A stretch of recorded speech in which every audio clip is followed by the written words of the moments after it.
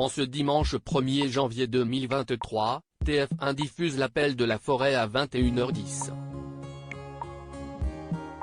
Ce film suit les pas de Buck, un chien qui va vivre mille une aventures, depuis la douceur de vivre de la Californie jusqu'à la rudesse du Grand Nord canadien. Une histoire qui n'a, a priori, rien à voir avec Blanche-Neige et les 7 nains, mais qui n'a pas empêché le réalisateur de glisser un petit clin d'œil au grand classique de Disney.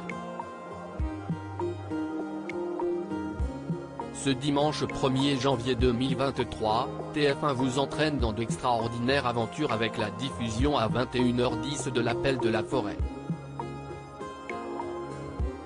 Le héros de ce film familial est Buck, un chien courageux qui va devoir affronter bien des dangers après avoir été volé à sa famille.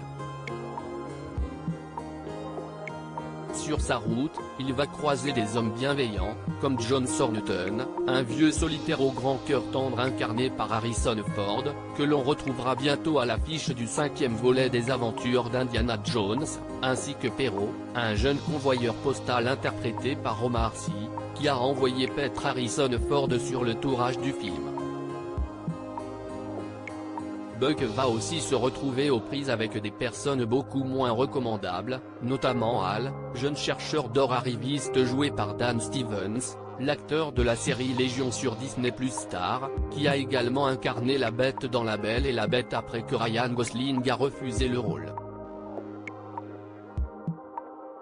Un roman plusieurs fois adapté en film. Si cette version, sortie en 2020 au cinéma, est la dernière en date, elle est loin d'être la première adaptation sur grand écran de ce roman culte écrit par Jack London.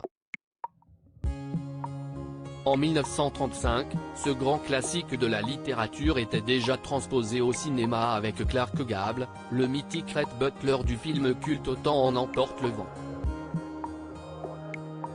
En 1972, CIST Charlton Heston, le héros des grands classiques du cinéma que sont Ben-Hur et les 10 commandements, qui endosse le rôle de Jack Thornton, avec à ses côtés la comédienne française Michèle Mercier.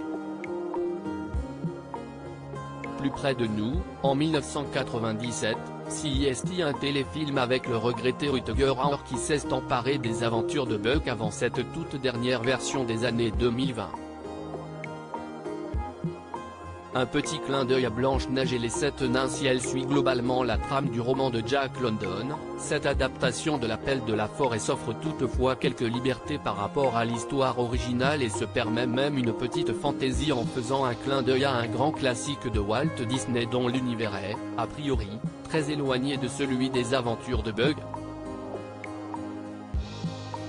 Ce grand classique, CIST Blanche-Neige et les 7 nains, le premier film d'animation de tous les temps. Ainsi, lorsque Buck prend la tête d'une meute de chiens de traîneau sous les ordres de Hal, chacun des chiens possède le caractère d'un nain de Blanche-Neige. Dolly est timide, Pike est grincheux, Joe est joyeux, Billy est dormeur, Dave est simplet, de Beachum et Sol Lek est professeur. En revanche, la meute ne chante pas en chœur aïe oh, on rentre du boulot. À lire aussi Omar Sy, L'Appel de la forêt, Canal+, il a envoyé paître Harrison Ford sur le tournage.